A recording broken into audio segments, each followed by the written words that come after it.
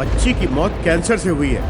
ধরেন আজকে আপনার ক্যান্সার হইলো, এখন আপনি চিন্তা করলেন কিরে ভাই আমি তো লাইফে কোনো দিন একটা বিড়িও খাইনি, একটা সিগারেটও খাইনি, তারপরও আমার কেন ক্যান্সার হইলো? আমি তো স্বাস্থ্য সচেতন জীবন লিড করছি, আমি সকালে হাঁটছি, ব্যায়াম করছি, কাজ করছি, ওভারফুড খাই নেই, ফ্যাট কিছু খাই নেই, আমি আমি ভেজিটেবল খাইছি, সব বেশি বেশি পানি খাইছি, তারপরও আমার কেন ক্যান্সার হয়েছে? বাট এইটা যখন হয় তখন আপনি আসলে জানতেও পারেন না কেন আপনার ক্যান্সারটা হলো। এর বিহাইন্ড দ্য রিজন হচ্ছে আপনি যে শাকসবজি ফলমূল খাইতেছেন তার সবগুলোই কিন্তু কি কেমিক্যাল দিয়ে পাকানো। সাপোজ আপনি যে কলা খাচ্ছেন সেই কলাটা কিন্তু কেমিক্যাল দিয়ে পাকানো।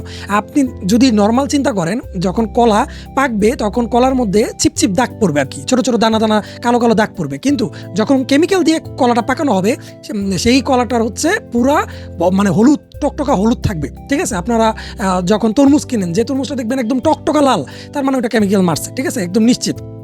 ইভেন এই কেমিক্যালটা এত পরিমাণ ছড়ায় গেছে এটা বলার বাইরে। এখন ডাবের মধ্যেও সিরিঞ্জ দিয়ে ফুটো করে ওর ভিতরে হচ্ছে আপনার স্যাকারিন দেয়। মানে স্যাকারিন না দিলে তো আর এটা মানে টিকবে না আসলে, মানে মিষ্টি হবে না। তারপর হচ্ছে আপনার ফরমালিন, আপনি মাছের মধ্যে ফরমালিন, তারপর ফুডের মধ্যে ফরমালিন। আপনি দেখেন, আপনি বাজার থেকে আজকে একটা আপেল কিনে নিয়ে আসছেন, সেই আপেল বাজারে কত বছর ধরে রয়েছে, সেই আপেল পচে না, আপনার বাসায় আনছেন দুদিনের মধ্যে পচে গেছে। একদম অহরহর ঘটনা। ডিম, প্লাস্টিকের ডিম। এখন এত কথা কেন বলতেছি হচ্ছে একটা ট্রেলার দেখলাম, ট্রেলারের দাম হচ্ছে দ্য ইন্ডিয়া স্টোরি, এবং আমি খুব অবাক হইলাম। এটার কোনো প্রচারণা নাই, খুবই সাইলেন্টলি এটা 24 জুলাই মুক্তি পাবে, বাট এটা নিয়ে কোনো কথা হচ্ছে না। এই রিজন, একটা বড় একটা রিজন আছে। রিজনটা কি? ধরেন আমরা তো এমনি কৃষক যারা আছে তাদেরকে আমরা বলি যে কৃষকরা দরিদ্র, তাদেরকে আরও ফ্যাসিলিটি দেওয়া দরকার, কিন্তু তারা তো ফ্যাসিলিটি পায় না।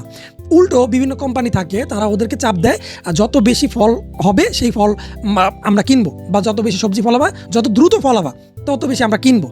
এতে কি হয়, আমাদের যে ইন্ডিয়া স্টোরি আছে এখানে কাজল আগারওয়াল থাকে হচ্ছে একজন উকিলের ভূমিকায়, এবং হচ্ছে শেহরাজ থাকে হচ্ছে আপনার একজন বাবা হিসেবে, যে তার মানে মেয়েকে হারাইছে ক্যান্সারের কারণে। তো সে কি করে, সে অনেক ইনভেস্টিগেশন করার পরে সে একটা মামলা দায়ের করে।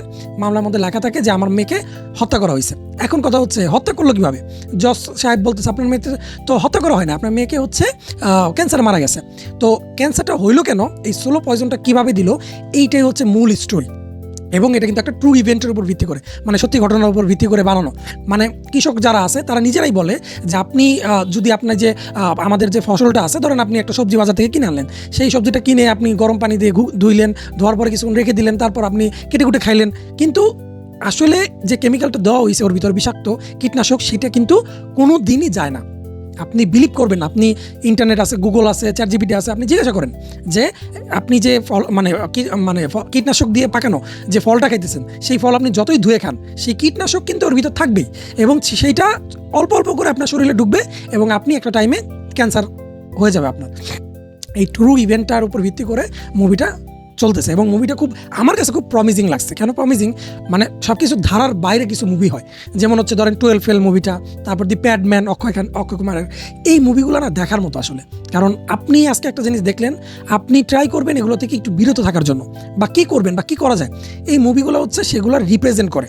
মুভির মানে একটা খুব ইমোশন নিয়ে আগাচ্ছে, সেটা হচ্ছে যে যেহেতু বাচ্চাটা মারা গেছে, এবং আরেকটা জিনিস যেটা আমার কাছে মনে হয়েছে যে কাজল আগারওয়াল সে যেহেতু এই মামলাটা নিয়ে কাজ করতেছে, তো তার উপর মহল থেকে চাপ দিয়ে তারও কোনো একটা ক্ষতি করে, এটি আমার কাছে ট্রেলারটা দেখে মনে হয়েছে।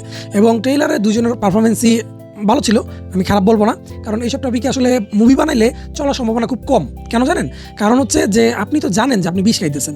এখন সিগারেটের প্যাকেটে যতই লেখা থাকুক ধূমপান থেকে বিরত থাকুন, মানুষ কিন্তু ধূমপান করে, ঠিক আছে, জানে, তারপরেও করে। এখন আপনি ফল ফ্রুট খাইতেছেন, আপনি যে ডিম খাচ্ছেন সেই ডিম হচ্ছে প্লাস্টিকের ডিম, আপনি যে দুধ খাচ্ছেন সেই দুধটা হয়তো বা বানানো হয়েছে শ্যাম্পু দিয়ে, ঠিক আছে, বিভিন্ন কেমিক্যাল ফ্যাক্টরিতে রেট মারে আমাদের দেশে, দেখবেন ওইখানে কী দিয়ে কী বানায়। যে জুসটা আপনি খান, আমের জুস, সেই জুস আম না, ঠিক আছে, আপনি যে সসটা খান সেই সসের মধ্যে কোনো টমেটো নাই, তো আপনারা খান কি? আসলে আপনি বিষ খান। এটি হচ্ছে মূল প্রতিপাদ্য আসলে। তো এটা নিয়ে যখন মাস পিপল কথা বলবে তখন কিন্তু বিভিন্ন ধরেন রুই কাতলা বেরিয়ে আসবে, যারা এই সিন্ডিকেটটা চালায়। কৃষকের আসতে কীটনাশক কে দিয়ে দেয়?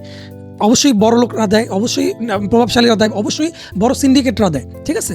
সো এই জিনিসগুলো এই মুভিতে ফোকাস পাবে, আর মুভিটা অনেকটা কোড ড্রামার মধ্যে থাকবে, এবং আমার কাছে মনে হয়েছে মুভিটা খুব ভালো করবে। তো ট্রেলারটা দেখে আমি এটাকে 4 out of 5 দিব। আর আপনি যদি ইন্ডিয়া স্টোরি এই ট্রেলারটা দেখে থাকেন তাহলে অবশ্যই কমেন্ট করে জানাবেন আপনার কেমন লাগলো। আর মুভি টু ওয়াচকে তো subscribe must. Thank you so much for watching this video.